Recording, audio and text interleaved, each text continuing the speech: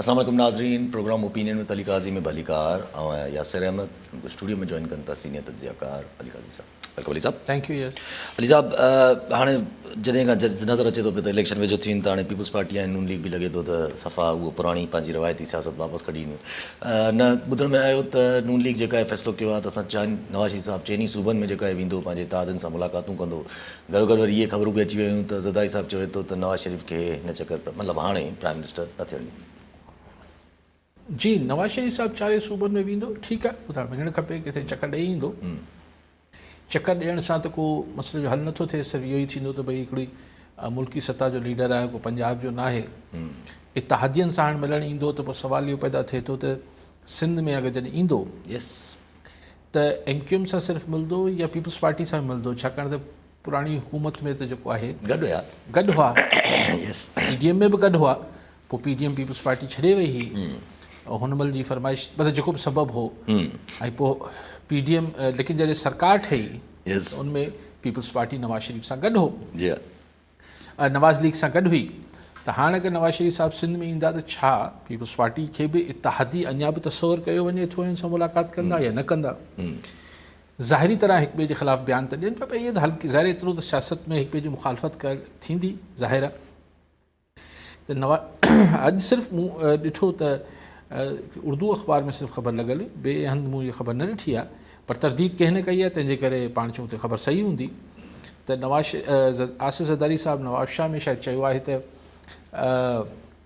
आउं नवाज़ शरीफ़ खे प्राइम मिनिस्टर न थियणु ॾींदुसि, पोइ भेरे मूं शहबाज़ शरीफ़ खे प्राइम मिनिस्टर करायो हो त हुन को माण्हुनि जा घणा कम न कया। त उहो त जेको ज़रदारी साहिबु पंहिंजो हिकिड़ो ज़ाहिर प्रोफाइल रखनि था त he is a king maker, त हू इहो तासुर ॾियनि पिया त भई आउं हुनखे न ठाहिणु ॾींदुसि त कीअं ठहंदो पोइ। हाणे इहो अलॻि बहस आहे त अगरि इस्टेब्लिशमेंट ठाहिणु चाहींदी त तव्हांजी ज़रूरत न, त पोइ तव्हां कीअं रोके सघंदो, हिकिड़ी अलॻि बहस आहे। लेकिन अगरि सिंध में अचनि था त जीअं ॻाल्हि पाण पे कई त अगरि पीपल्स पार्टी सां नथा मिलनि त लामुहाला पुछा सिर्फ़ु पीरसा पगारे सां मुलाक़ात थींदी, GDA जे हवाले सां, MQM सां थींदी, ॿियो कंहिंसां थींदी, JUI जे लोकल वफ़्त सां, पर उहो त KP में मौलाना फज़ल रहमान सां मिलंदा, या GDA जा कुझु उम्मीदवार GDA सां। त ॻाल्हि इहा आहे त लेकिन अगरि ही बयानु जीअं ज़रदारी साहिबु जो आहे त नवाज़ शरीफ़ खे न ठहणु ॾींदुसि या नवाज़ लीग जी मुखालफ़त कबी या पंजाब में कुझु पंहिंजो असर रसूख़ पैदा करण जी कोशिशि कंदी पीपल्स पार्टी, त लामुहाला रद्द अमल में सिंध में बि नवाज़ लीग हाणे ज़ोर हणंदी। लेकिन नवाज़ लीग वटि सिंध में कोई एज सच स्ट्रक्चर नज़र नथो अचे त हू कीअं भई अची बि वञे, मिसाल मरियम नवाज़ बि अची वञे, नवाज़ शरीफ़ बि अची वञे, हिते जलसो वलसो बि हिकु ॿ करे वठनि, लेकिन स्ट्रक्चर किथे आहे? विच में ही बशीर मेमन खे आंदो हो, पर अञा हुनखे को ज़िम्मेवारी त मूंखे नज़र नथी अचे त मिली हुजे। त स्ट्रक्चर न हूंदो त हीअ अची अगरि हिकिड़ो वेव बि क्रिएट कंदा, हू चइबो आहे बरसाति त चलो केरु अची कराए छॾे, पर अगरि बरसाति जो पाणी तव्हां वटि सहेड़ण जो इंफ्रास्ट्रक्चर या मैकेनिज़म न आहे त पाणी त वही वेंदो। सिंध में ॾिसो न, अगरि पाण ईमानदारी सां हिकिड़े मिंट लाइ को इहो न आहे त अलिफ़ पार्टी जी का हिमायत या मुखालफ़त जो सुवाल न आहे, पर नेचुरल आहे त सिंध में पीपल्स पार्टी हिकिड़ी पार्टी आहे, बिल्कुलु आहे, हुनजी तमामु वॾी पार्टी आहे, सिंध जी वॾी वॾी पार्टी आहे, लेकिन ईअं न आहे त एंटी पीपल्स पार्टी वोट न आहे, इहो सदाईं रहियो आहे। मोहतरमा शहीद जे ज़माने में बि रहियो आहे एंटी पीपल्स पार्टी वोट, बाद में बि रहियो आहे, अॼु बि आहे। इहा बहस जुदा हुजे थी त हू वोट वधियो आहे या घटियो आहे, मां हुन बहस में नथो पां, पर एंटी पीपल्स पार्टी त हुजे थो न, उन में ॿ क़िस्म जो वोटर एंटी पीपल्स पार्टी हुजनि था। हिकिड़ो पाण चऊं त जेको ईअं न आहे त ज़ुल्फ़िकार अली भुट्टो सां हुननि जो को नज़रियाती इख़्तिलाफ़ आहिनि, पर हीअ नेचुरल ॻाल्हि हुजे थी, ॻोठ में आहे, मिसाल हिकिड़ो ॻोठ आहे, इलाइक़ो आहे, उन आउं पीपल्स पार्टी में हली वियुसि, मिसाल तौरु तव्हां मुंहिंजा सौट मां साथ आहियो, तव्हां मूंसां ठहो कोन था, हाणे तव्हां त नेचुरल तरीक़े सां एंटी पीपल्स पार्टी आहियो। ऑब्वियसली तव्हां जेको ज़ुल्फ़िकार अली भुट्टो या बेनज़ीर भुट्टो या पीपल्स पार्टी जे आसिफ़ ज़रदारी या बिलावल भुट्टो सां इशू न आहे, तव्हांजो इशू आहे मूंसां, त तव्हां हिकिड़ी एंटी पीपल्स पार्टी हिकिड़ी, ऐं तव्हांजे अगरि मूं वटि 500 वोट आहिनि, तव्हां वटि 400-500 वोट आहिनि। अच्छा, हिकिड़ो त इहो नेचुरल आहे त हिकिड़ो एंटी पीपल्स पार्टी वोट हुजे थो कंहिं बि पार्टी जो। ॿियो जेको हुजे थो, जेको हिननि जी कारकर्दगी या परफॉर्मेंस या हुन ते कंहिंखे तहफ़ुज़ात हुजनि, सो हिकिड़ो वॾे अंग में हिकिड़ो एंटी पीपल्स पार्टी वोट सिंध में रहियो बि आहे ऐं अॼु बि आहे, पर हिते केरु उनखे सहेड़े न सघियो आहे। को अहिड़ी फोर्स न क्रिएट थी सघी आहे सिंध में जेको हुन एंटी पीपल्स पार्टी वोट खे सहेड़े ऐं जेको मायूस वोटर आहे 60%, 55% सैकड़ो 60 सैकड़ो जेको वोट ॾियणु नथो निकिरे, उनखे मोबिलाइज़ करे मोटिवेट करे त हू ॿाहिरि निकिरे ऐं वोट करे।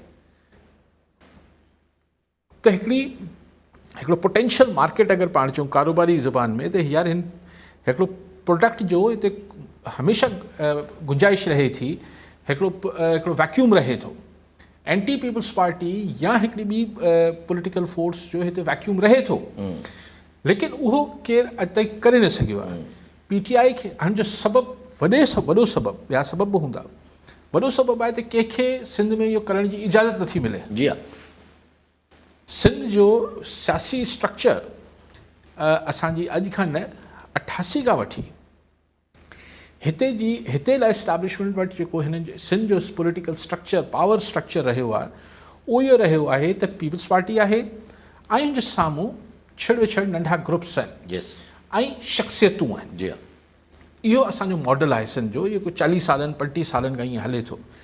त इवन जॾहिं PTI जो बि वोट बैंक वधियो पियो त हुननि खे कराची जी हद ताईं एंट्री जी इजाज़त मिली। कराची में बि छो एंट्री मिली? छाकाणि त MQM खे पहिरियों दफ़ो लंडन वारी खे ऐं जेका पाकिस्तान में ठही उन्हनि खे थोरो साइज़ में आणो, तंहिंजे करे PTI खे कराची में इजाज़त मिली। हिकिड़ो दफ़ो सिर्फ़ु मियां नवाज़ शरीफ़ खे को 6-7 सीटूं इंटीरियर सिंध मां मिली हुयूं, जेको हैवी मैंडेट 17 मुंहिंजे ॿी 17 सीटूं कॾहिं मिलियूं? 2000 जेको बि ख़ैर 13 में हलाए वियो। हा, न अची वञे थो साल मुंहिंजे ज़हन में, त पोइ कॾहिं बि न मिलियो। त सिंध में हींअर बि ॻाल्हि इहा आहे त हिकिड़ो जेको हीअ जेको कोशिशि थींदी आहे त JUI हुजे, MQM हुजे, साईं GDA हुजे, हीअ गॾिजी पवनि, ऐं त उहो हिकिड़ो छाकाणि त हिननि वटि हिकिड़ो को लीडिंग फोर्स नथो हुजे ऐं हीअ सभु अलॻि अलॻि पार्टियूं हुजनि थियूं, त हीअ अलॻि अलॻि हिननि जा मुफ़ादात बि हुजनि था। जी हा, हर पार्टी जा हर फ़र्द जा, अगरि हिकिड़ो फ़र्द GDA सां जुड़ियल बि आहे, पर हुते लोकल हुनखे तक में इलेक्शन जे दौरान के ॿिए जो मतिलबु पीपल्स पार्टी सां ई किथे अंदरूनी खाना ठाह करण में फ़ाइदो थिए थो त उहो करे छॾे थो। जी हा, तंहिंजे करे ही को रिज़ल्ट न ॾेई सघंदी आहे, को मज़बूत रिज़ल्ट न अची सघियो आहे, त हिते इजाज़त नथी मिले आहे। सो हाणे ॾिसणो इहो आहे, सॼी ॻाल्हि मक़सदु इहो आहे त छा नवाज़ लीग हिते को एज सच को अहिड़ो को लीडिंग रोल हुनखे मिलंदो, अवल त छा उहो निभाईंदी ऐं छा हुनखे इहो निभाइण जी इजाज़त मिलंदी। ऐं ॿियनि ही जेके आहिनि फोर्सिस GDA हिननि खे चयो वेंदो त नवाज़ लीग सां गॾु, पर नवाज़ लीग में बि सिंध में त कोई स्ट्रक्चर ई कोन्हे। जी हा, इंतिहाई माज़रत सां सभु असांजा मोज़िज़ आहिनि, लेकिन कोई एज सच त नवाज़ लीग जी कोई हिते स्टैंडिंग ई न आहे, स्ट्रक्चर त नज़र ई, इमारत त नज़र ई नथी अचे। वोट बैंक हुननि जो बि आहे हिते सिंध में। त उहो ॾिसणो आहे त मियां नवाज़ शरीफ़ साहिब खे या नवाज़ लीग खे सिंध में इजाज़त मिले थी या नथी। अगरि मिली इजाज़त त पोइ पीपल्स पार्टी खे सिंध में ई मसरूफ़ ज़रूरु करे छॾींदा। ऐं त पीपल्स पार्टी त हाणे खां ई माना हिकिड़ो तासुर त ॾिए थी न। मुराद अली शाह ॿिया चवनि था त फंड बि इन करे रोकिया विया आहिनि, त उन्हनि खे इहो महसूसु थिए थो त इंतिखाब जेके थियणा आहिनि या जेके इलेक्शन्स थियणा आहिनि उनमें पीपल्स पार्टी खे फ़ाइदो थींदो। त दैट मीन्स पीपल्स पार्टी त तासुर ॾिए थी त हू असांखे हर्ट करण जे चकर में आहिनि। ॾिसो, इहा ॻाल्हि त हाणे मूंखे सम्झ नथी अचे त निगरान हुकूमत ते अॼु पंहिंजो मुराद अली शाह साहिबु तनक़ीद कई, निगरान हुकूमत ते MQM बि तनक़ीद कई, पहिरीं GDA वारनि कई, पोइ JUIF कई, पोइ MQM वारनि बि कई, जी हा, हाणे पीपल्स पार्टी बि करे पई। हाणे सुवाल इहो आहे त जॾहिं निगरान हुकूमत ठाहींदड़ त पीपल्स पार्टी MQM GDA सभु आहिनि न। पोइ अगरि जिन्हनि ठाहियो आहे सभु जा सभु उन ते अदम एतमाद कनि पिया, त पोइ त वाक़ई में निगरान हुकूमत खे इस्तीफ़ा ॾेई छॾणु खपे। त जिन्हनि हुननि खे नॉमिनेट कयो आहे, अगरि ज़ाहिरी तरह कागज़नि ते इन्हनि कयो आहे, अगरि सभिनी खे इन्हनि ते एतमाद न आहे त पोइ छो वेठा आहिनि। लेकिन कुझु पीपल्स पार्टी मुखालिफ़ पार्टियुनि जो ख़्यालु आहे त हीअ जेको पीपल्स पार्टी तनक़ीद करे पई हिननि ते, इहो सिर्फ़ु इन करे पई त इहो तासुर न वञे त यार ही सिर्फ़ु MQM ऐं GDA JUI छो मुखालफ़त कनि पियूं, ही माना निगरान हुकूमत जेको आहे हुन सां पीपल्स पार्टी बि नाराज़ आहे, तंहिंजे करे इहो न सम्झो वञे त निगरान हुकूमत पीपल्स पार्टी जी का धुर थिए पई। लेकिन मुराद अली शाह साहिबु जेका ॻाल्हि करे पियो उहा ॻाल्हि पंहिंजी जाइ ते, हाणे आम हुन ॻाल्हि खे हिकिड़े पासे छॾियूं था त इहो बयानु सियासी मक़सदनि लाइ आहे या न आहे, उहो छॾियूं था। हिकु ॻाल्हि त सही आहे न भई पंजाब में तव्हां को बि तरक़ियाती कमु नथा बंदि कयो, तव्हां मीडिया खे बंदि नथा कयो, तव्हां हुते पैसे जी रेल पेल खे हलणु ॾियो था। सिंध में तव्हां पैसे जी रेल पेल झले छॾी आहे, साईं हिते रिश्वत, अड़े बाबा रिश्वत आहे त रिश्वत न वठो, रोकियो। ही कहिड़ो मंतक आहे? छाकाणि त ॾिसो बहरहाल असां जहिड़े मुल्कनि में ही सम्झो त असां ठेकेदार जा पैसा बंदि करे छॾिया आहिनि त रुगो ठेकेदार परेशान आहे, रुगो ठेकेदार त परेशान न आहे न, हू जेके स्कूल या का बिल्डिंग ठहे पई, रोड ठहे पियो त उन में ज़ाहिर मज़दूर बेरोज़गार थियनि था, उन में सीमेंट जी ख़रीदो फ़रोख़्त बंदि थिए थी, रेती बजरी अलिफ बे पे, त तव्हां ऐं सरकारी पैसो अगरि मार्केट मां तव्हां छिके वठंदो त मार्केट में उहे माशी तरह हिकिड़ी बेहाल मार्केट आहे। तव्हां हिन महिल ई सिंध सरकार छा थी करे जो ई प्रोजेक्ट्स बंदि थी करे या सरकारी पैसे खे जेको ब्रेकूं हणी वेही रही आहे, तव्हां बिज़नेस एज़ यूजुअल हलायो न, ताकी जीअं पंजाब में हले थो त हिते बि पैसो हले, पोइ तव्हां रिश्वत भले रोकियो, रिश्वत न वठणु ॾियो माण्हुनि खे अगरि रोके सघो था त। कॉलर सां गॾु साबिर हुसैन भुट्टो लाड़काना जी। भुट्टो साहब छा चवणु चाहींदा? सलाम अर्ज़ु आहे, गुज़ारिश ई आहे त सगारी सियासत में जेका आहे उहो मुस्तक़िल मफ़ाद हूंदा आहिनि, न मुस्तक़िल दोस्त हूंदा आहिनि, न मुस्तक़िल दुश्मन हूंदा आहिनि। त हीअ जेका हिन वक़्तु पाकिस्तान जी सियासत जेका सम्झ में अचे थी पई त सगारियूं धुरियूं जेके आहिनि उहो छा उन्हनि लाइ मजबूरी आहे, नवाज़ शरीफ़ उन्हनि जी मजबूरी आहे या नवाज़ शरीफ़ लाइ मजबूरी आहे सगारियूं धुरियूं? ऐं 96 वारो तजुर्बो सभिनी जे साम्हूं आहे त नवाज़ शरीफ़ जेको आहे उहो तमामु भारी अक्सर सां खटी आयो, उनखां पोइ हुन सगारे धुरनि खे अखियूं ॾेखारणु शुरू कयूं। त हीअ जेको नेक्स्ट सेटअप जेको नज़र अचे थो त मूंखे नथो लॻे त को भारी अक्सर हासिल करे सघंदो। इहा हिकिड़ी कोalition गवर्नमेंट ठहंदी ऐं इंतिहाई कमज़ोर तरीन गवर्नमेंट हूंदी जंहिंसां हू मतिलबु पंहिंजी का बि ॻाल्हि न मञाए सघंदो। ऐं ॿियो सवाल इहो आहे त मज़बूत नवाज़ शरीफ़ वधीक ख़तरनाक आहे या सगारियुनि धुरियुनि लाइ, या मज़बूत इमरान ख़ान वधीक ख़तरनाक आहे सगारियुनि धुरियुनि लाइ? महिरबानी। ठीकु साईं। जी 96 जी इलेक्शन जी ॻाल्हि थी थिए जेका पाण उन कई पे मोहतरमा पीपल्स पार्टी खे 2/3 मेजॉरिटी जी 2/3 मेजॉरिटी मिली हुनखे। सही ॾिसो ख़तरनाक त को बि आहे, मज़बूत त केर बि आहे त उहो ख़तरनाक आहे, चाहे उहो इमरान ख़ान आहे चाहे उहो नवाज़ शरीफ़ आहे। तव्हां चयो त मुस्तक़िल मुफ़ाद से उहो चइबो ईअं ई आहे त को बि सियासत में इक़्तिदारी सियासत में मुस्तक़िल दोस्त न हूंदो आहे, रुगो मुफ़ादात मुस्तक़िल हूंदा आहिनि। जेकी परमानेंट शइ आहे उहो इंट्रस्ट आहे।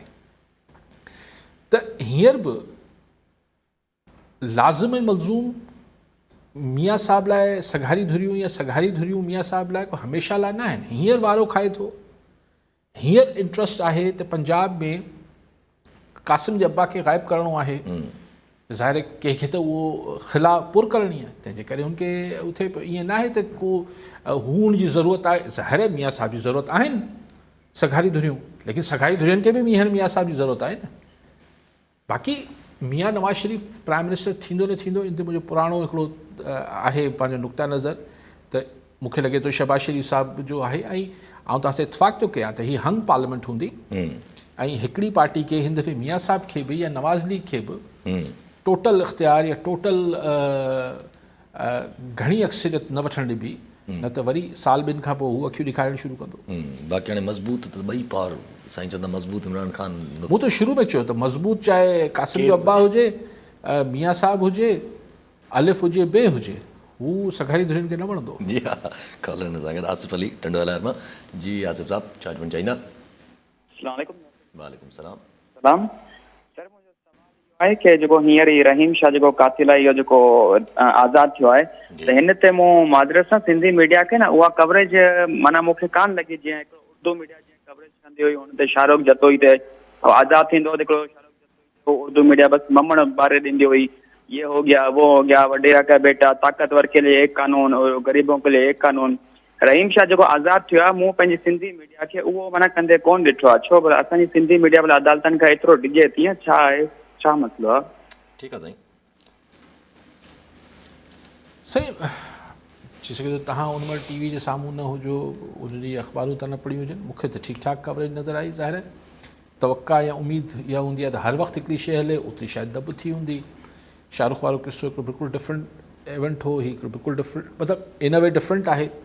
हिते हमरा खे सज़ा थी, जेको कसास दैयत जो त मामिलो ई कोन थियो आहे, सज़ा थी आहे।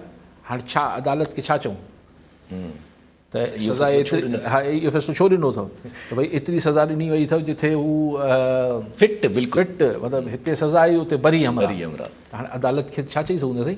अदालत खे मीडिया हुजे केरु बि हुजे, हा सोशल मीडिया ते जेको हाणे करे सघो था, बाक़ी सोशल मीडिया ते बि ॾुखियो आहे ईअं कंहिंखे। सो हाणे हू चवनि था त हुनजी अपील में वेंदा, ॾिसूं अपील में को फ़ैसिलो ईंदो त हिन में ॾिसो इहो तवक़ा करण त मीडिया वेई हाणे अदालती फ़ैसिलनि खे वेई तमामु घणो को घटि वधि कंदी, इहो मुमकिन न आहे साईं। मीडिया जी हिकिड़ी पंहिंजी लिमिटेशन्स आहिनि। कॉलर सां गॾु अला बख़्श बुगियो मोरो मां। जी बुगी साहब छा चवणु चाहींदा? साईं सलाम अलैकुम, छा हाल आहे? ख़ुशि आहियो? ख़ैर ठीकु आहे जी साईं। साईं सोशल मीडिया ते साहब खे अॼु 2-4 ॾींहं थिया नवाब शाह में ते आहे, मुख़्तलिफ़ मुलाक़ातूं आहिनि। जी उते ज़रदारी साहब जो बयान आयो आहे त मां नवाज़ शरीफ़ खे प्राइम मिनिस्टर न थियणु ॾींदुसि। जी अहिड़ी का तव्हांजे नॉलेज में आहे? सर काज़ी साहब थोरो रोशनी विझनि। ऐं हिते त ॻाल्हि ॿुधूं पिया वाकई प्राइम मिनिस्टर थियणु ॾिए थो या शहबाज़ शरीफ़ थो थिए। साईं बि उहा ॻाल्हि कनि था पिया त सोशल मीडिया हा साईं, इहो न अॼु अख़बार में बि इहो छपियल आहे। मूं बुगे साहिबु तव्हां शायदि लेट जॉइन कयो आहे शो खे, मूं त शुरू में ई डिस्कस करे वरितोसीं भई ज़रदारी साहिबु चवनि था। जी हा। हाणे जेके ठाहिण वारा आहिनि उहे ठाहिणु चाहींदा त पोइ ज़रदारी साहिबु छा करे वठंदा, ऐं न ठाहिणु चाहींदा त ज़रदारी साहिबु बहरहाल हिकिड़ो तोड़ जोड़ ऐं हिन सभिनी में हिकिड़ी एक्सपर्टीज़ त रखनि था, बट हाणे हू त हीअ त ज़रदारी साहिबु बि मूंखां बहितर सम्झनि था त अगरि हू मतिलबु end of the day it's going to be हीअ त हुननि जी कॉल आहे न जेका इहे इख़्तियार रखनि था, केरु कुर्सी ते मसनत ते हुजे केरु न हुजे। ऐं सभु हाओ मतिलबु केतिरो इहो जेको आहे उहो पॉसिबल आहे त पंजाब जी का बि पार्टी जेका आहे उहा हुकूमत जो हिसो न हुजे? छा मतिलबु? हिन चकर जेको अगरि सेटअप अचे ऐं जीअं पीपल्स पार्टी चए थी त असां जेको आहे उहो हुकूमत ठाहींदासीं, त पोइ केतिरो पॉसिबल आहे पंजाब जी हिकिड़ी मेजर पार्टियूं PTI हुजे, पीपल्स PM? मूंखे इहा ॻाल्हि हज़म नथी थिए यासि जिथे तव्हां पॉइंट आउट कयो पिया। मूं हिकिड़ो ॿ दफ़ो पहिरीं बि कंहिं दोस्त चयो त पीपल्स पार्टी खे फेडरल गवर्नमेंट ॾींदा, त असांजे मुल्क में सभु कुझु थी सघे थो, लेकिन ॾिसो हींअर जेको महरूमी जो अहसासु आहे यस उहो पंजाब में आहे। जी हा। जेका सियासी महरूमी आहे उहा हींअर पंजाब में आहे, उहो परपैचुअल आहे। पहिरीं मियां साहिब जे करे हुई, हाणे कासिम जब्बा जे करे आहे। हाणे हिन मौक़े ते पंजाब खे इस्लामाबाद मां महरूम करे छॾिजे, इहा ॻाल्हि ख़ुदि मतिलबु आउं अक्सर चवंदो आहियां त भई असां सिंध में बि जेको सिंधी ॻाल्हाईंदड़ आहे उन्हनि 22-23-24% जेका बि मुल्क जो हिसो आहियूं, हिकिड़े ज़माने में असांजो वज़ीर आज़म न हूंदो त असांखे अहसास में महरूमी थी वेंदी। उहो त 55% आहिनि। जी हा। जी हा। उन्हनि खे सो हिकिड़ी नेचुरल ॻाल्हि आहे, ऐं हुन को तासुब भई हुनजी ॻाल्हि नथो कयां।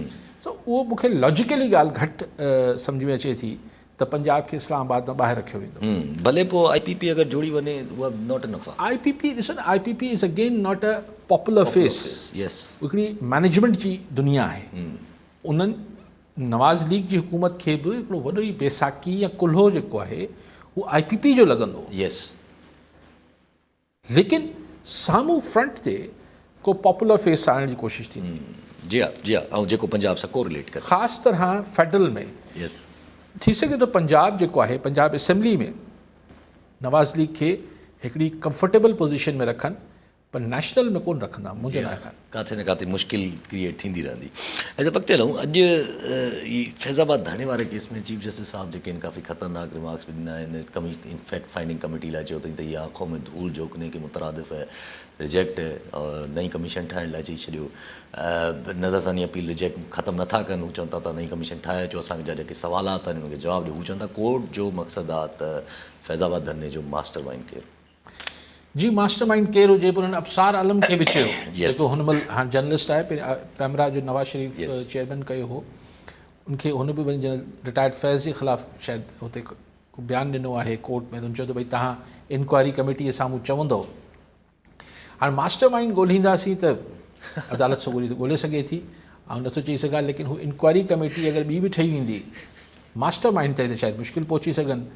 पोइ साईं पाणे चवनि पिया, अदालत सगोरी पूछे भई तो कनाडा से एक आदमी आता है, फिर वो इधर सब कुछ करता है, फिर वापस चला जाता है, तो उस माना हुन खां पुछाणो केरु कंदो? जी हा। हाणे मूंखे जेको फैज़ाबाद धरणे जो सची ॻाल्हि आहे, मूं वटि जेको यादगिरी या इम्प्रेशन आहे उहो मूंखे कादरी साहब त उन में हूंदो को रोल हुंदो, पर पाण न हो उते। यस, जेतिरी उते त ही धुर ॿी धुर हुई न, लबैक वारा हुआ न, ज़्यादा उहे हुआ। बहरहाल चीफ हाणे उते अदालत सगोरी पुछे पई, ऐं कैनेडा वारे जो पुछाणो थिए पियो, कैनेडा मां हिकिड़ो ई माण्हू इहो ई आयो कादरी साहब। त हाणे उहो, लेकिन दैट मीन्स के चीफ जस्टिस फ़ाइज़ ईसा साहब जेको आहे हू पंहिंजे हिन फैज़ाबाद धरणे जे हवाले सां मतिलबु उहो इनखे इग्नोर न पियो करे, हू हुनखे चाहे थो त ही के मंतकी अंजाम ताईं पहुचे। पर असां वटि हाणे मास्टर माइंड ताईं अगरि पहुचण जी ॻाल्हि थींदी, अॼु ताईं त कंहिंखे पहुचणु न ॾिनो वियो आहे। हिन दफ़े ॾिसूं प्रेसिडेंट असां वटि सेट थींदी आहे, अहिड़ा प्रेसिडेंट असां वटि सेट थींदा जो ख़ैर हाणे उहो ॾिसूं त कहिड़े हिसाब सां थो थिए या नथो थिए। अच्छा, पर फ़ाइज़ साहब जी अॼु तव्हां ॾिसो ईअं घटि रिमार्क्स ईंदा आहिनि, त ज़ियाउल हक़ जो पुटु एजाज़ुल हक़ जो वकील बीठो, त हुन को चयो त सदर ज़ियाउल हक़, जी मेरे सामने सदर नहीं बोलो उनको। जी हाँ, बिल्कुल फ़ाइज़ साहब सां इतफ़ाक़ तो किया, मुझे नज़र में भी ज़ियाउल हक़ सदर कीअं हो, लेकिन बहरहाल हो, कॉन्स्टिट्यूशन में लिख रहा है वो ना, कॉन्स्टिट्यूशन में लिख रहा है। पर अगर ज़ियाउल हक़ सदर न हो यस, त साॻे ई पैटर्न ते मुशर्रफ बि सदर न थियो। एग्जैक्टली, यस। माना को सुभाणे वञी अगरि सुप्रीम कोर्ट में बि चए त जनरल रिटायर्ड सदर परवेज़ मुशर्रफ, त शायदि उहा बि क़ाबिल क़बूल न थींदो, छाकाणि त ज़ियाउल हक़ बि रेफरेंडम जे ज़रिए हिकिड़े अजीब क़िस्म जो क़िस्म सां सदर थी वियो, मुशर्रफ बि उन ई नमूने सां पाण खे सदर कराए वियो। त इहे बहरहाल हिकिड़ा हाइस्ट जुडिशल फोरम्स तां जॾहिं अहिड़ी ॻाल्हियूं ॿाहिरि अचनि थियूं, त उन सां बहरहाल हिकिड़ो न्यापो त सुठो वञे थो। ज़ाहिर आहे, हाणे पोइ फ़ैसिलनि में छा अचे थो नासिर उहो बाद में ॾिठो वेंदो। हल सर, ऑपरेशन अॼु शुरू थी वियो, गैर क़ानूनी जेके असां वटि रहनि था पिया, अॼु जी रिपोर्ट जे हिसाब सां इंटीरियर मिनिस्ट्री चए थी त 1,40,000 जेके आहिनि उहे पंहिंजे रज़ाकाराना तौर ते पाकिस्तान मां हाणे ताईं वञी चुका आहिनि। अच्छा, 1,40,000 वञी चुका आहिनि, ठीकु आहे। असां वटि त ई सिंध मां त में 1,500 कुझु एतिरा ई न, असां वटि त एतिरा इहो ई थींदो। ॾिसो, आउं चाहियां थो त इहो ई बहितर तरीक़ो आहे त हिनखे हिकिड़ी आराम सां सुकून सां ऐं माहौल ठाहियो, न की तव्हां एक्शन में हलिया वञो वरी मारामारी ऐं हिन सभिनी जे, तव्हां अहिड़ो माहौल ठाहियो जो ही पाणे रुख़सत थियनि, ऐं हुननि जे वञण में हुननि खे जेका बि सहूलियतकारी थी सघे थी, जेका बि हुननि जी फैसिलिटेशन इज़त भरे तरीक़े सां उन्हनि खे बॉर्डर ते पहुचाए अचो। It's nothing wrong in it. हीअ हिकिड़े ॾींहं में चुटकी वॼायो ऐं पाकिस्तान ख़ाली थी वेंदो इलीगल इमिग्रेंट्स खां, इहो पॉसिबल बि न आहे, ऐं हिन सां नुक़सानु थियण जो ख़दशो आहे। ऐं मुंहिंजी ख़्वाहिश इहा आहे त अहिड़ो को बुल ठाहे न ॾिजे, अहिड़ो को न ठाहिजे जवाज़ जंहिंखे बुनियादु बणाए दुनिया में वावेलो कया वञे, वावेला कई वञे त साईं वॾो पनाहगीरनि सां वॾो ज़ुल्म थियण जी कोशिशि थी चमन बॉर्डर ते। हा, अॼु थी आहे कोशिशि, उहा कोशिशि त थींदी न सही। ऐं कुझु माण्हू ज़ाहिर अपरूट थींदो आहे, माण्हू जो हिते मौज करे वेठा, त हाणे मौज करे जीअं बि वेठा, अफ़गानिस्तान खां त बहितर वेठा हूंदा, कराची वेठा आहिनि, त ज़ाहिर त ज़ाहिर तकलीफ़ त हुननि खे हूंदी, बट उन्हनि खे वधीक ईज़ाइजे न। आउं त चाहियां थो इनके तरीक़े सां, इज़त भरे तरीक़े सां रवानो कजे, मक़सदु हल थियणु खपे। अच्छा, भई इहो लॉन्ग टर्म प्रोसेस आहे, ज़ाहिर आहे फ़िलहालु त न, हाणे फ़िलहालु हीअ गवर्नमेंट त जेको आहे उहो कंदी रहंदी, 2-3 ठीकु आहे जेसिताईं केयरटेकर गवर्नमेंट आहे, बट विल द पंहिंजी जेका उहा गवर्नमेंट आहे, छा उहा गवर्नमेंट कंटिन्यू कंदी जेका ईंदड़ गवर्नमेंट? आउं सम्झां त रियासत जो फ़ैसिलो आहे, इहो ईंदड़ हुकूमत कंटिन्यू करिणो पवंदो। पोइ हुनमें JUI जहिड़ा बि ज़ाहिर हा, बसि ठीकु आहे, उहो लिप सर्विसिंग पंहिंजी जारी रखंदा, बयानबाज़ी जारी रहंदी त न ख़बरदार हीअ न हू न, पर आउं सम्झां थो त इहो कुझु फ़ैसिला आहिनि उहे जारी रहंदा। कॉलर असांखे आफ्ताब अली बलोच शादी लाजमा। जी बलोच साहब, छा वठणु चाहींदा? साईं अस्सलाम वालेकुम। वालेकुम सलाम। साईं, आउं आफ्ताब अली बलोच शादीलाल स्टेशन मां हल्के फुल्के अख़बार में आर्टिकल बि लिखंदो आहियां, ख़बरूं बि लिखंदो आहियां साईं। जी साईं। साईं असांजो सवाल इहो आहे त हीउ जेको हर रोज़ सिंध में हिकु ज़ुल्म थिए पियो, वॾेराशाही निज़ाम हले पियो, आख़िर ही कॾहिं ख़तमु थींदो? छा सिंध ईअं रहंदी जीअं सदियुनि खां आहे, या इन में को बदिलाव ईंदो? सिर्फ़ु ऐं सिर्फ़ु असांजो इहो ई हल्को सवाल आहे सर। ठीकु आहे साईं, बदिलाव ईंदो वॾेराशाही जो। साईं वॾेराशाही छा हूंदी आहे? वॾेराशाही कुझु बि न हूंदी आहे। ॾिसो, दुनिया में तमामु अमीर माण्हू खरबपति घुमंदा आहिनि।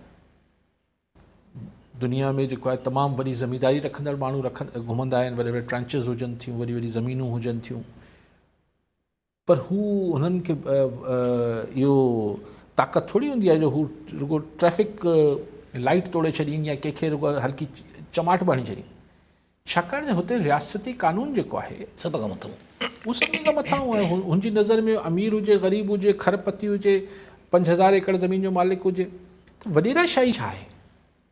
बेसिकली वॾेराशाही कुझु बि न आहे। अगरि कंहिं माण्हू जी हिकिड़ी शहरी फैशन थी वियो त साईं ज़मीनें ले लो लोगों से त आउं हमेशह चवंदुसि त पोइ जिसकी 5 फैक्ट्रियां उससे 4 फैक्ट्रियां छीन लो। इहा कहिड़ी मंतक आहे? अगरि हिकिड़े माण्हू जो मिसाल 5000 एकड़ ज़मीन आहे ऐं हू फज़ीलत सां पंहिंजे हारियुनि सां, खेत मज़दूरनि सां पंहिंजी ज़मीनदारी करे थो, टैक्स ॾिए थो, ढल ॾिए थो, आबियानो ॾिए थो, पाणी चोरी नथो करे, कंहिंसां ज़ाती नथो करे, इट्स बिज़नेस, यस, कारोबार आहे न सर। इहो त ईअं ई आहे त कंहिं वटि 5 दुकानूं हुजनि, कंहिं खां 4 दुकानूं खसे वठो, सोशलिज़म अची वियो आहे छा मुल्क में? हीअ जेको लैंड रिफॉर्म्स जे नाले ते भुट्टो साहिब जे दौर में या बाद मूंखे त ॾिसो, हुन ज़माने में चलो सोशलिज़म जो हिकिड़ो रोमांस हो। यस, कैपिटलिस्ट सोसाइटी में तव्हां कंहिं हिकिड़े माण्हू खां कीअं हुनजी शइ खसे सघो था? त न बसि ॾेई छॾ, तोड़े इलाही ज़मीन पोइ जंहिं वटि इलाही पैसो आहे, जंहिं वटि इलाही दुकानूं आहिनि, जंहिं वटि इलाही प्लॉट आहिनि, जंहिं वटि इलाही जेको का बि शइ आहे, फैक्ट्रियूं आहिनि, खसे वठो। नथा खसे सघो न, हीअ ज़मीन कीअं खसे? त बेसिकली को माण्हू जेको ज़मीन जेको आहे या ज़मींदार वॾो जेको आहे, उहो ख़ुदि त का बि शइ न आहे न। हू पंहिंजे हारी सां बि ज़्यादती नथो करे सघे अगरि लोकल थाणेदार हुनजो मुंशी न थियो वेठो। यस, यस, यस। त बेसिकली तव्हां पंहिंजी गवर्नेंस ठीकु कयो, ज़मीनदार वॾेराशाही छा थींदी आहे? जी हा, आउं त नथो सम्झां थो त ही जेको भोतारकी हले थी, या भोतारकी हले थी सरकारी रियासती सरकारी मिशनरी जे ॾढ ते। उहो सरकारी मिशनरी वॾेरो हुजे, सनतकार हुजे, अलिफ हुजे, बे हुजे, उनखे तव्हां बलोच साहब वोट जे ज़रिए उनखे तश्तरी में रखी ॾियो था त हे वठि SHO बि तुंहिंजो, SP बि तुंहिंजो, मुख़्तियारकार बि तुंहिंजो, हाणे तूं असां ते ज़ुल्म कर। ज़ुल्म करे थो। ऐं ज़फ़र पोइ इन ई शइ खे त असांजे सभिनी धुरनि, सभिनी पॉलिटिकली धुरनि जेको आहे उहो इन ई शइ खे त सिंध में इस्तेमालु कयो आहे न, त अगरि भोतारी माइंड सेट या यस, असां वटि टी दुनिया जे मुल्कनि में जिथे जिथे कानून न आहे उते इहो इस्तेमालु थिए थो न। मतिलबु नेम इट, असां तव्हांजे पाड़ेसरी मुल्क में छा थो थिए, उनखां जेको तव्हांजो अॻूणो मुल्क जो हिसो बांग्लादेश, उते छा थो थिए, बर्मा में, हीअ सभिनी हंधि ते इहो थिए थो। सरकारी मिशनरी इस्तेमालु थिए थी न। छाकाणि त उहो नाम निहाद हिकिड़ी जमहूरियत में तव्हां जमहूर बदिरां जमहूर जे वोट खे हासिलु करण लाइ जमहूर जे मथां हंटर जेको वसायो था, पुलिस जो हंटर आहे, कॾहिं तपेदार जो हंटर आहे, कॾहिं इरीगेशन जो हंटर आहे, हर क़िस्म जा हंटर आहिनि तव्हां वटि। त उहो ऐं माण्हू असांजा इन ॻाल्हि ते लड़ियूं कनि था, असांखे हंटर लॻनि था, सूर थो थिए, पर पंहिंजे हथ सां हुनखे वोट ॾेई हुनखां हंटर हुनजे हथ में झलाए अचनि था, पोइ चवंदा हाणे असांखे हंटर। हिकिड़ो सुवालु ज़रूरु अचे थो, इन में त इहा ई त फॉर्मेट असांजी पोइ चइजे न त एस्टेब्लिशमेंट खे बि त इहो ई फ़ाइदे में अचे थो न, इहा ई सोच बसि सभिनी खे फ़ाइदे में अचे थो न सर। हीउ ॾिसो न, हीउ हिकिड़ो मुफ़ादात जो गठजोड़ आहे न। इस्टेब्लिशमेंट खे बि सूट करे थो, इस्टेब्लिशमेंट सां गॾु जेके सियासत में या इक़्तिदार में अचनि था हुननि खे बि सूट करे थो। सभु हिकिड़ो क्लब आहे। ख़ान साहब खे जेसिताईं हाणे ताज़ो मिसाल हुनजो इन करे माज़ी आराम ॾेई सघूं था, जेसिताईं ख़ान साहब खे इस्टेब्लिशमेंट सपोर्ट करे पई त हू अच्छे कार्य जेको वणे थिए पियो, उन महिल ख़ान साहब खे का ॻाल्हि बुरी न पई लॻे। अॼु मियाँ साहब खे न पई बुरी लॻे, अॼु पीपल्स पार्टी खे बुरी न पई लॻे, सुभाणे लॻंदी अगरि हिननि ते हथु पियो त। कॉलर सनाउल्ला राजपर थरी मीरवामा। जी राजपर साहब, छा चवणु चाहींदा? अस्सलाम वालेकुम सर। वालेकुम सलाम। सर, मुंहिंजो अली काज़ी साहब खां इहो सवालु आहे त पीपल्स पार्टी हुकूमत जेका गवर्नमेंट हुई जॾहिं उन्हनि जो अलविदाई सेशन हुयो त मुराद अली शाह साहब तक़रीर कई हुई त सिंध में वेंदे वेंदे असां कुझु जेको आहे रोडनि रस्तनि जा कम कया आहिनि ऐं कुझु उन्हनि रोडनि रस्तनि जा कम कंटिन्यू आहिनि। जॾहिं त मीरवा तालुके जो मेहराण हाईवे स्वीगेस खां मीरवा निकिरे थो उन जो कमु हिन वक़्त ताईं रोलड़ जो शिकार आहे, यानी की बंदि पियो आहे। इहो कमु सर इन्हनि रोडनि रस्तनि जा कम कंटिन्यू थींदा या जेका अॻिली हुकूमत ईंदी उहा वरी उन्हनि खे कंटिन्यू कंदी? निगरान हुकूमत में कम बिल्कुलु बंदि लॻा पिया आहिनि। ठीकु साईं।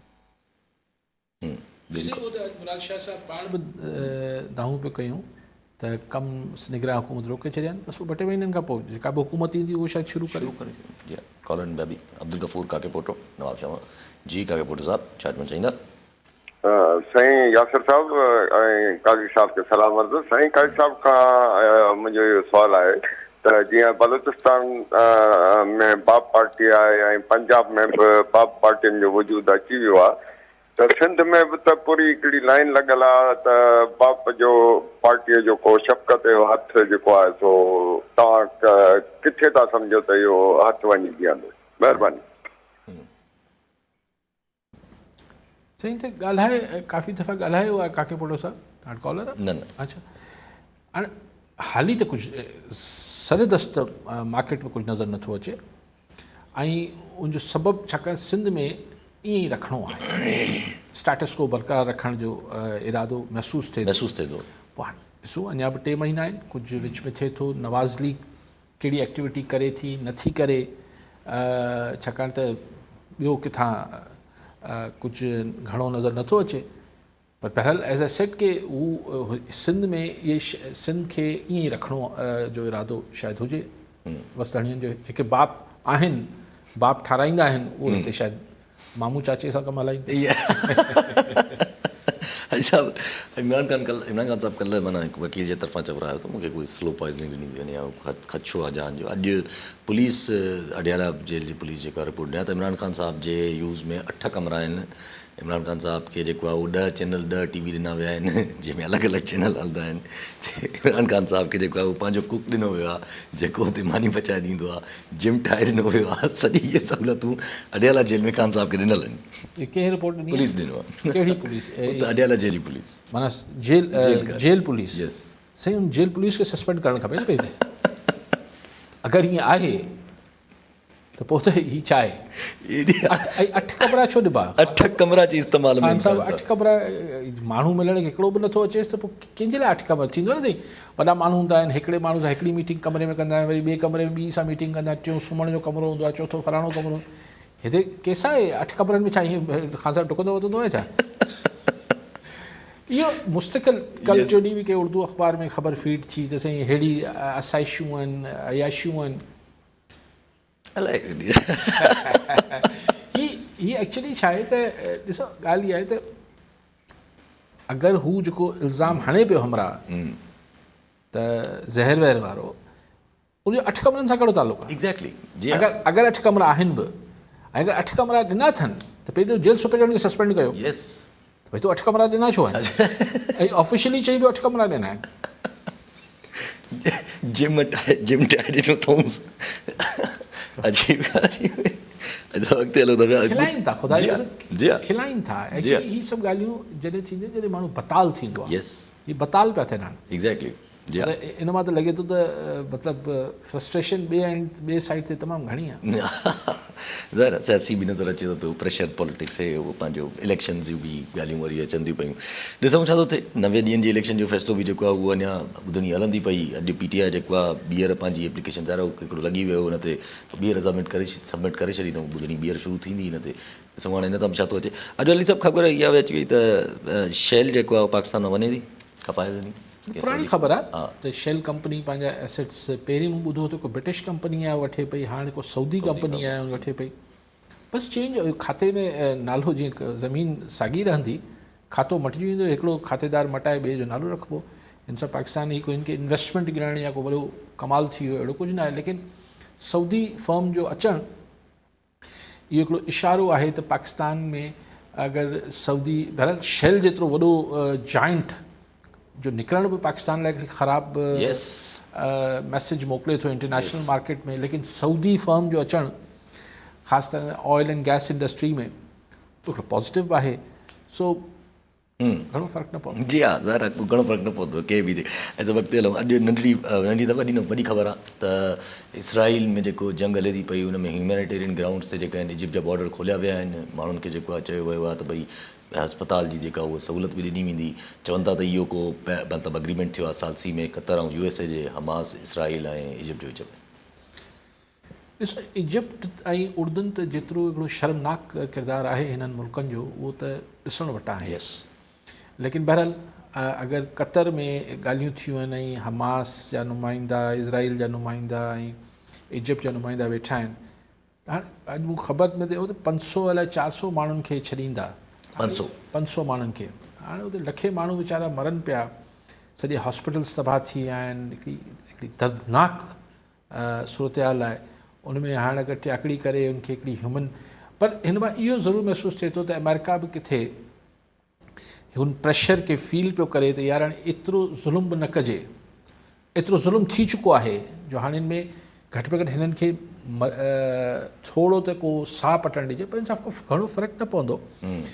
बेसिकली इहा ॻाल्हि इहा आहे त हीअ सभु शयूं जॾहिं थींदियूं आहिनि न, मिसाल 9/11 हो, ठीकु आहे, त उहो थी वियो, सभु दुनिया ईअं झटके में अची वई, छा थी वियो। इलाही अरसे खां पोइ माण्हुनि खे सम्झ में आयो त थियो छा हो ऐं छो थियो हो। पोइ पाण ॾिठो हुनजा नतीजा, पोइ पाण खे सभु